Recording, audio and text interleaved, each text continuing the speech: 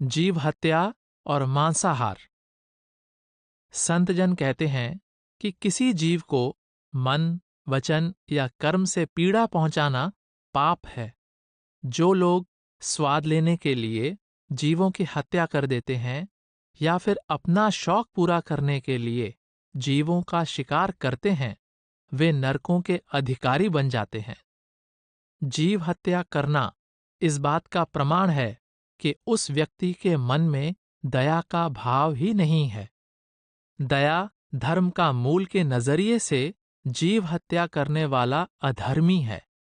जिनके दिल में दया नहीं है, उनके बारे में तुलसी साहब ने अपनी वाणी में लिखा है, दयाहीन नर दुष्ट कहावे, नर तन नाहक जन्म गवावे।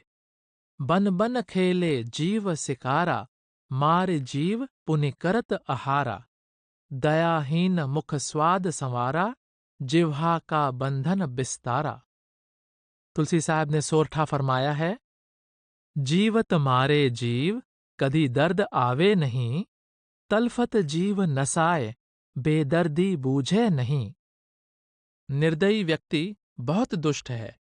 वह मनुष्य कहलाने का अधिकारी नहीं है। लोगों का जीवन शिकार आदि व्यर्थ के शौक पूरे करने में बीत जाता है। अपनी जिह्वा के स्वाद के लिए मनुष्य जानवरों का मांस खाता है। वे बेजुबान जीव पीड़ा से तड़पते हुए मर जाते हैं, परंतु निर्दयी के मन में रत्ती भर भी दया नहीं आती। मांसाहार का निषेध। तुलसी साहब उन लोगों की सोच पर हैरान हैं जो मांस खाना उचित ठहराते हैं। इसी की चर्चा करते हुए कहते हैं, औरों सुनो एक अधमाई, बिन बकरा मरे मांस न आई। बकरा मरे जीव दुख पावे, तब पुनि मांस कसाई लावे। आत्म मरे कष्ट के माही, कसके साधु देह दुजाई। ऐसे निष्ठ साध जो खावें, तिनको साधु कहे कहे गावें। दयाहीन इंद्री सुख भावें, जिभ्या रस मट्टी बतलावें। कुछ लोगों की यह गलत धारणा है कि भले ही वे मांस खाते हैं, परंतु अगर वे स्वयं जीव हत्या नहीं करते तो वे पाप के भागी नहीं बनते। इसी गलत धारणा पर अपने विचार प्रकट करते हुए तुलसी साहब कह रहे हैं कि मांसाहार करने वाले कुछ लोग सोचते हैं कि बकरे को मारे बिना मांस हासिल नहीं हो सकता, और अगर हम बकरे को मारते हैं तो हमारी आत्मा को दुख होगा। इस दुविधा से बचने के लिए वे कसाई द्वारा लाए गए मांस का प्रयोग करते हैं, परंतु हत्या चाहे कोई भी करे, उस जीव को कष्ट तो उतना ही होगा, इस बात का उन्हें कोई एहसास नहीं है। जबकि अपने ऊपर थोड़ी सी खरोंच लगने पर भी वे कांप उठते हैं। जो साधु दूसरों के द्वारा लाए और पकाए गए मांस को खाना नाजायज नहीं मानते, अज्ञानी लोग ऐसे साधुओं की महिमा गाते हैं। ऐसे साधु अंदर से तो निर्दयी होते हैं और इंद्रियों का सुख भोगने की चाह रखते हुए भी बाहरी तौर पर जीभ के स्वादों को मिट्टी बताते हैं। तुलसी साहब दलील देते हैं, मट्टी तो तब जाने भाई, ढेला खेत उठावे खाई। आप कहते हैं कि मांस को मिट्टी कहने वाले खेत में से मिट्टी का ढेला उठाकर क्यों नहीं खा लेते? जब जिभ्या सुख चिन्ह न आवे, तब मिट्टी कहे सच करि गावे। जिस व्यक्ति का ध्यान इंद्रियों के स्वाद से ऊपर उठ चुका हो, वही प्रत्येक वस्तु को मिट्टी के समान कह सकता है। सभी संत महात्मा जीव हत्या का विरोध करते हैं, क्योंकि हिंसा के फल स्वरूप जीव को अपने कर्मों का भयंकर परिणाम भोगना पड़ता है। तुलसी साहब ने करनी भरनी के अटल नियम के बारे में बात करते हुए अन्य संतजनों के दृष्टांत भी दिए हैं।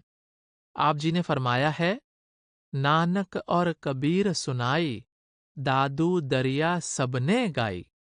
शब्द साखी बिच लेऊं बिचारी, हत्या पाप नरक होई भारी। अस अस साधु सब ही पुकारे, ये मत नीच कीच की लारे।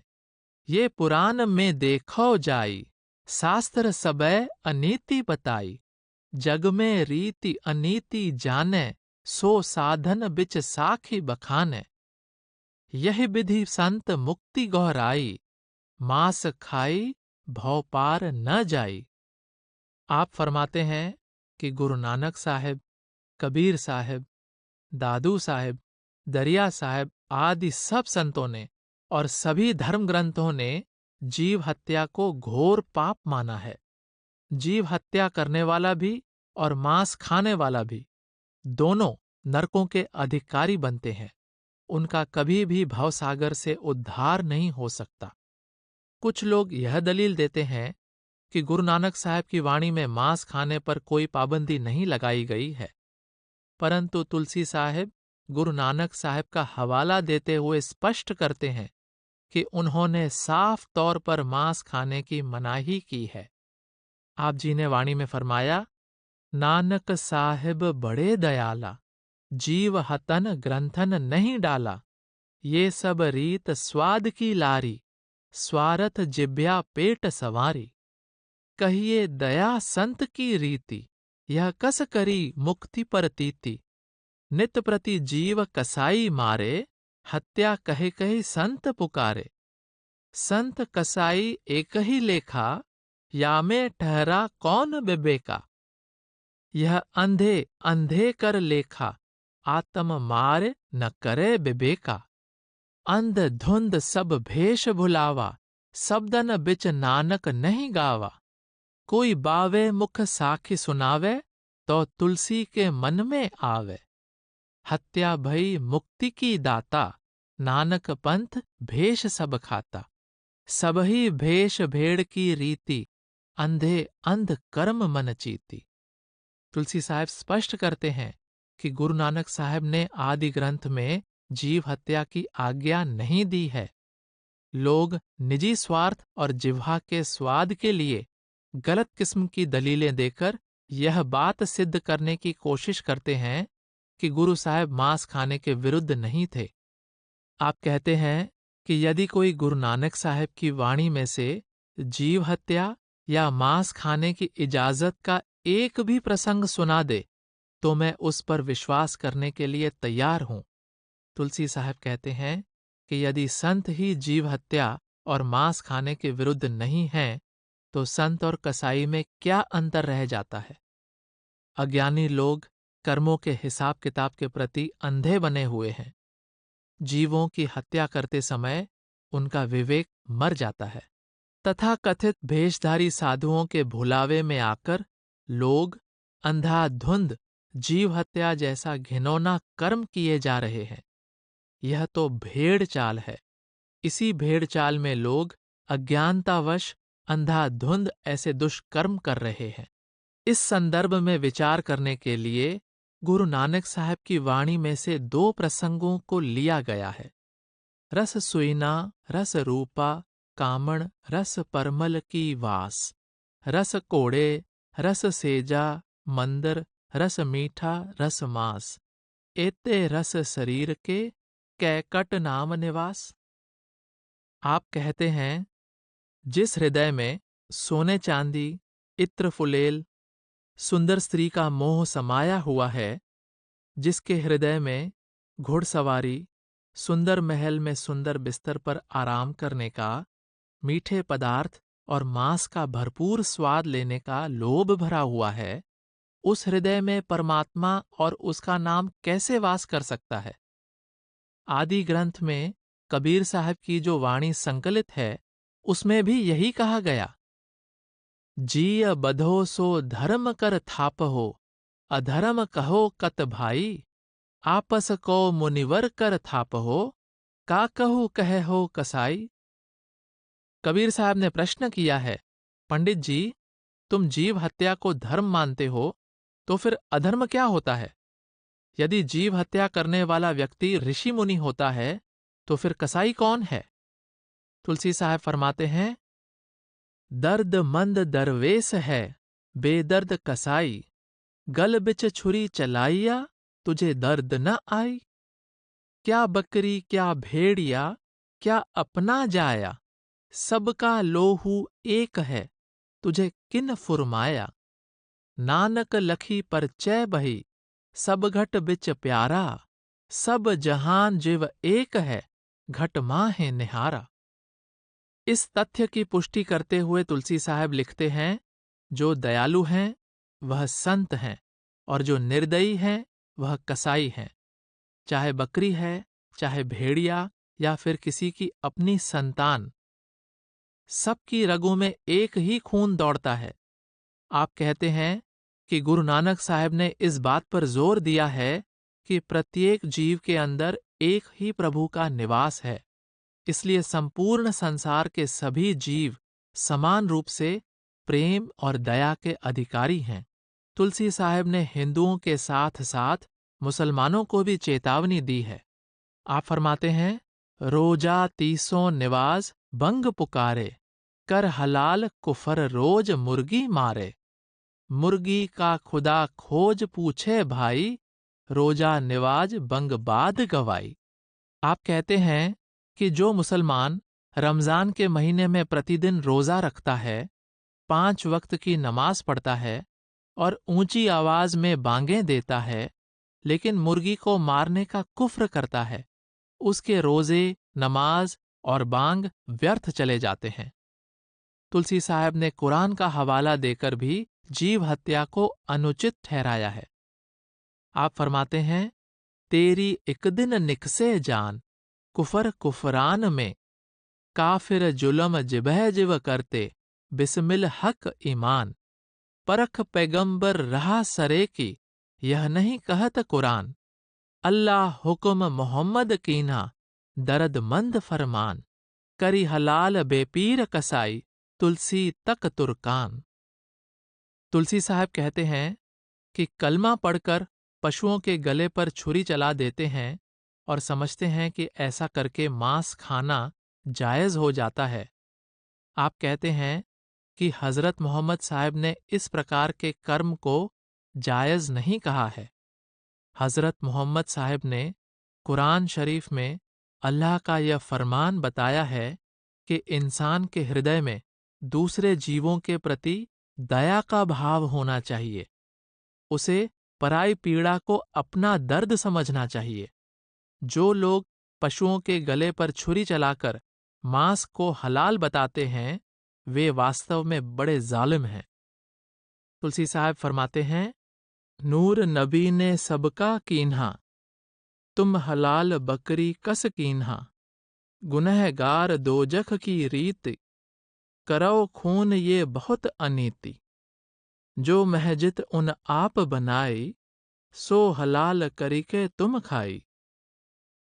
तुलसी साहब सूफी दरवेशों के कलाम का भी हवाला देकर समझाते हैं कि जब सभी जीवों के अंदर एक ही नबी का नूर समाया हुआ है, तो तुम बकरी मारने को जायज कैसे कह सकते हो? तुम जीव का खून बहाते हो, जो धर्म के विरुद्ध है। जिस जीव की तुम हत्या करते हो, वह अल्लाह की बनाई हुई मस्जिद है। उस मस्जिद के अंदर अल्लाह खुद मौजूद है। तुम अल्लाह की बनाई देह रूपी मस्जिद को हलाल कहकर खाते हो। इस गुनाह की सजा तुम्हें नरकों में भुगतनी पड़ेगी। आप हजरत ईसा के उपदेश का हवाला देते हुए कहते हैं, एरी ईसा अंग्रेज कहावें, सब में एक ब्रह्म बतावें। इंसाफ जो साफ सुनावे, जो गुनाह करे सोई पावे। ये मियाँ एक अनीति भावे, जीव जिभह करे सोई खावे। तुलसी तन बूझ न लावे, ये बेइंसाफ कहावे। हजरत ईसा का भी फरमान है कि सब जीवों के अंदर एक ही परमात्मा का निवास है, और उसने यह नियम बनाया हुआ है कि हर किसी को अपने पापों का फल भोगना पड़ता है। इस दृष्टि से जीव हत्या करना और मांस खाना हजरत ईसा द्वारा बताए धर्म के विरुद्ध है। जो व्यक्ति इस नियम को समझने का यत्न नहीं करता, वह खुद के साथ और अपने धर्म के साथ बहुत बड़ा अन्याय कर रहा है। जीव हत्या का परिणाम। जो मनुष्य मांसाहार के लिए जीवों की हत्या करते हैं, वे अपने आत्मिक विनाश की राह अपना लेते हैं, क्योंकि जीव हत्या से कर्मों का ऐसा सिलसिला बन जाता है जो कई जन्मों तक चलता है। इसी बारे में तुलसी साहिब संकेत करते हैं, आत्म नास मांस जिन खाया, बकरा मारे कर्म में आया। आत्म नास कीन्ह ते ही खाया, अपनी इंद्री सुख में लाया। इंद्री सुख भयो आत्म बैरा, जिनके भये नरक में डेरा। ये तो कधी न छूटे भाई, ये बैराट लौट जो जाई। साध फकीर गृहस्थ पुनि कोई, जिन जिन कीन नरक गए सोई। बैर भाव छूटे नहीं भाई, गला काट सोई बंधन पाई। प्रत्येक कर्म एक नए कर्म को जन्म देता है। जो व्यक्ति जिह्वा के स्वाद के लिए दूसरे जीवों का मांस खाता है, वह अपनी आत्मा के साथ दुश्मनी कर रहा है, क्योंकि जीवों का मांस खाने की सजा भुगतने के लिए उसे 84 में भटकना पड़ता है और नरकों के दुख भोगने पड़ते हैं।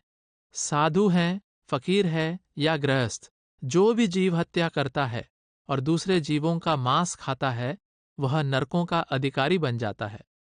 तुलसी साहब कर्म और कर्म फल का दृष्टांत देकर प्रमाणित करते हैं कि अवतार भी कर्म फल के दायरे से बाहर नहीं है। राम कृष्ण अवतारी भाई, बाल भील होई मारो ताही। पांव पदम बिच मारेउ बाना, कृष्ण बैर पुनि मरे दिदाना। ऐसे बैर न जई हैं भाई, गला कटे बिन छूटी न पाई। भगवान राम विष्णु का अवतार थे। आपने राम के रूप में बाली को छिपकर मारा था। जब भगवान राम कृष्ण के रूप में अवतार धारण करके आए, तो बाली ने भील के रूप में कृष्ण पर तीर चलाकर अपना बदला ले लिया। तुलसी साहब कहते हैं कि जब अवतार भी कर्म के फल से नहीं बच सकते, तो साधारण जीव पापों के फल से बचने की आशा कैसे कर सकते हैं। इसलिए धर्म कर्म के नाम पर जीव हत्या करने के पीछे जीव की अज्ञानता ही दिखाई देती है। तुलसी साहब फरमाते हैं, देखो नर की भूल सूल तासे सहे। जीवत मारे जीव प्राण उसके लहे। देबी बकरा काट सीस उस पे धरे। बूझे न अंध अचेत जीवत जीव जो मरै। पूत पराया मारे दर्द नहीं लावही। कुशल कहाँ से होए जन्म दुख पावही। तुलसी साहब इस विषय के एक अन्य पहलू पर प्रकाश डालते हुए फरमाते हैं कि देवताओं की मूर्तियों के समक्ष जीवित प्राणियों की बलि चढ़ाने वाले व्यक्ति महा अज्ञानी हैं। वे एक जीवित प्राणी की हत्या करके निर्जीव मूर्ति को प्रसन्न करने का प्रयत्न करते हैं। इस सच्चाई को भली भांति समझ लेना चाहिए कि सब जीवों के अंदर एक ही प्रभु का और उसकी अंश रूपी आत्मा का निवास है, और जो व्यक्ति जीव हत्या करता है, उसे देर सवेर अपने पापों का फल भोगना ही पड़ता है। कन्याओं की हत्या। तुलसी साहब ने नीचे दिए गए प्रसंग में समाज में प्रचलित एक अन्य कुरीति का उल्लेख किया है। आप कहते हैं, लड़की मार करें अजगूता, यह हत्या आत्म होई भूता। यह तो आप आत्मा नासा, छूटे नहीं भोग बिन बासा। जो चेतन बसै लड़की माही, सो चेतन है अपने ठाही। लड़की देह दृष्टि करी देखी, तामे अदृष्ट ताहि नहीं पेखी। साधु देह दृष्टि नहीं माने, बोले अदृष्ट ताहि पहचाने। देही दृष्टि जगत की रीति, साधु देखे चेतन सेति। ताको नास करो तुम भाई, बावें यह विधि कहीं अधमाई। यह तुम पाप कीन्ह के ही काजा, साध दयामति आवे न लाजा। ग्रंथ माहे देखो तुम जाई, आत्म हत्या साध न गाई। यह विधि भूल करो अजगूता, जम राजा बंधी है मजबूता। साखी बावे मति की जाना, पर आतम हत नरक निदाना। आज गृहस्थ लड़की जो मारे, ताको जगत अधम करि डारे। संतों का संवेदनशील हृदय संसार में हो रहे पाप और अत्याचार को देखकर अपार करुणा से भर उठता है और वे अपने वचनों द्वारा सभी जीवों को सचेत करते हैं। तुलसी साहब दया से भरकर समाज में निरंतर हो रही लड़कियों की हत्या के घिनौने कर्म के विरुद्ध जोरदार शब्दों में अपने विचार प्रकट कर रहे हैं। वह कहते हैं कि कई लोग लड़कियों को मारने का घोर पाप करते हैं। तुलसी साहब कहते हैं कि वे यह नहीं सोचते कि कन्या की हत्या करना आत्महत्या करने के समान है। लड़की के अंदर भी वही आत्मा और परमात्मा है जो आपके अंदर है। लोग लड़की के शरीर को देखते हैं, उसके अंदर विराजमान आत्मा और परमात्मा को नहीं देखते। पूर्ण साधु का ध्यान जीव के शरीर पर नहीं, उसकी आत्मा पर होता है, और आत्मा न आदमी है न औरत। तुलसी साहब कहते हैं कि कन्या की हत्या करने वाले ऐसा घिनौना पाप करने से पहले कुछ नहीं सोचते। न जाने उस समय उनमें सद्बुद्धि क्यों नहीं आती। यह पाप कर्म करते हुए उनका सिर शर्म से क्यों नहीं झुक जाता। आप दुख प्रकट करते हुए कहते हैं कि एक तरफ अपने आप को गुरु नानक साहब के अनुयायी कहलाना और दूसरी तरफ जीव हत्या का पाप करना, ये दोनों परस्पर विरोधी बातें हैं। गुरु साहब ने जीव हत्या को घोर पाप कहा है। आदि ग्रंथ को पढ़कर देख लो। गुरु साहब ने अपनी वाणी में जीव हत्या की आज्ञा नहीं दी। जो व्यक्ति कन्या की हत्या जैसा घोर पाप करता है, धर्मराज उसे बांधकर नरकों में फेंक देता है। लड़की की हत्या करने वाला व्यक्ति संसार में घोर अपमान ही पाता है और वह अपना परलोक भी बिगाड़ लेता है। तुलसी साहब आगे फरमाते हैं, तुलसी कहें पुकारे जीवत जिन मारि हो, सब में आत्म राम सुनो नर नारी हो। लोगों को चेतावनी देते हुए तुलसी साहब कहते हैं कि तुम जिस भी धर्म से संबंध रखते हो, मेरी बात ध्यान से सुनकर गांठ बांध लो। सब जीवों के अंदर एक ही आत्मा और परमात्मा का निवास है और तुम कभी किसी हालत में जीव हत्या का पाप करने की गलती न करना।